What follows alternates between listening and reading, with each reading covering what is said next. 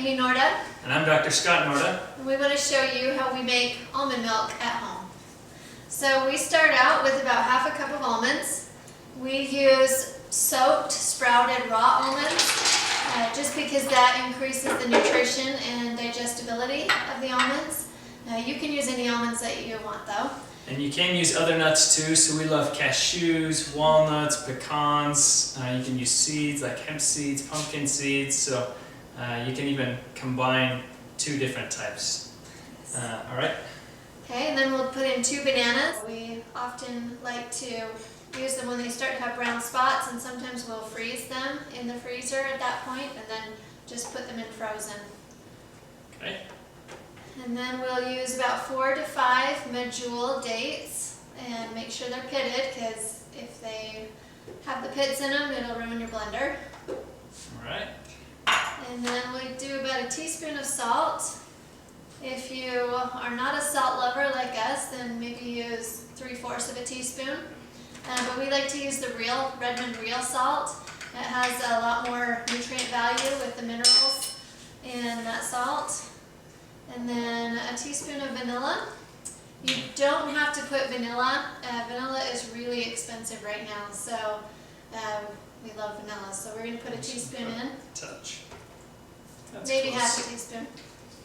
Okay. Alright, and then we'll fill it up the rest of the way with water and ice. So you want to get about 6 to 7 cups of water and ice. I like more ice. Scott likes more water, so... Just depends. If you're having it with a meal, I like to have things liquidy, so I drink it. and I just like a milkshake, so... If you're having it for dessert, it's great as a milkshake. And you can, as I'm pouring this, hopefully I don't spill while I'm talking, but you can also, do you want to do the ice now? Yeah, we'll do the ice after. Okay. You can also add cocoa or cacao powder. Okay. If you do that, you are going to want a little bit more sweetener, so probably a few more dates, possibly twice as many dates, and then definitely a little bit more salt, so at least a teaspoon of salt is good with that. And then you can also have other sweeteners. We like to use the medjool dates. Some people like to do organic maple syrup or stevia, so if you don't love dates or if you can't find them, there are other options there. Yes. And then we will go ahead and put in the ice. We'll put in a little bit of ice now and then put the rest of the ice in after we blend it a little. Use this to not make as big of a mess. Is that good? Okay.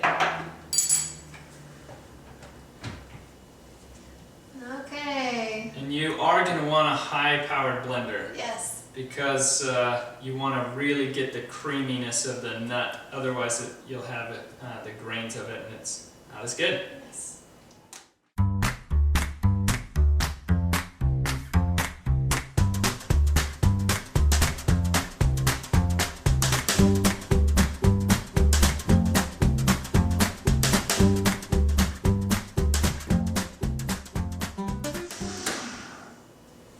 Okay, so we just blended for probably 3 minutes. The more you blend it, the smoother it will be. But we want to stop it and add in a little bit more ice to get that nice milkshake frosty feel. Is that good? Yes. A little more? Okay. And one more thing, if you are going to strain it out, if you have the nut milk cloth that you want to strain it out, I would strain it first and then add additional ice in so you can keep that good thick consistency from the frosty. Yeah, we don't ever strain ours just because we like it just fine how it is. I know some people definitely prefer it smoother though and strained out. So a nut milk bag is the easiest way to do that. Okay, here's our creamy nut milk.